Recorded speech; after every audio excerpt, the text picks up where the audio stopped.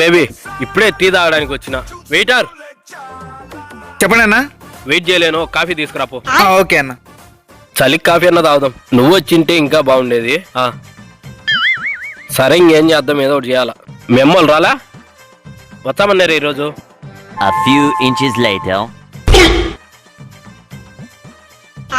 తాగునా? తాగుతా పోరా, నీకెందుకు.